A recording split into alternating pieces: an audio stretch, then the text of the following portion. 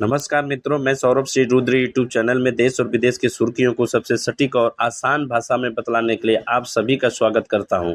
आज की सुर्खियों में हम जानेंगे गुजरात के सूरत लोकसभा सीट से बीजेपी के प्रत्याशी बिना चुनाव हुए ही उसको निर्विरोध जीत घोषित कर दिया गया है। तो क्या इसके पीछे कांग्रेस अपना कैंडिडेट वहां पर नहीं उतारा था या कांग्रेस का कैंडिडेट वो नाम वापस क्यों लिया? बहुत सारे कुछ आपको इस वीडियो के माध्यम में जानने को मिलेगा।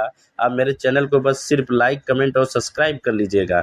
चलिए मैं आपको एकदम आसान और सिंपल भाषा में समझाता हूँ। देखिए, लोकसभा सीट सूरत का जो आज की सुर्खियाँ बनी हुई है, वहाँ पर बीजेपी की तरफ से मुकेश दलाल और कांग्रेस की तरफ से नीलेश कुंभानी जी ने नामांकन किया था।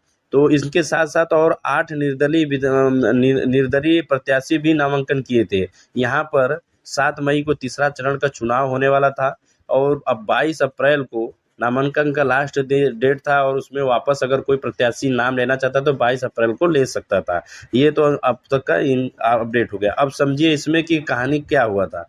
जब आप कोई भी प्रत्याशी होता है जो चुनाव अधिकारी के पास अपना नामांकन भरता है तो उसमें 3 प्रस्तावक का नाम देता है, चाहे वो बीजेपी को हो, चाहे कांग्रेस को हो, कोई भी हो।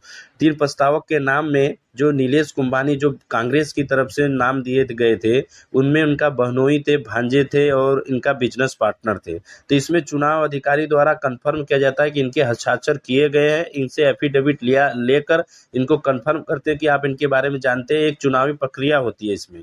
तो उस प्रक्रिया में इनको तीनों, इनके बहनोई, भांजे और बिजनेस पार्टनर को बुलाया गया चुनाव अधिकारी के द्वारा। तो वहाँ पे इन्होंने बोला कि नीलेश कुंभानी का जो फॉर्म भरा उस पर हमने साइन तो किया ही नहीं है।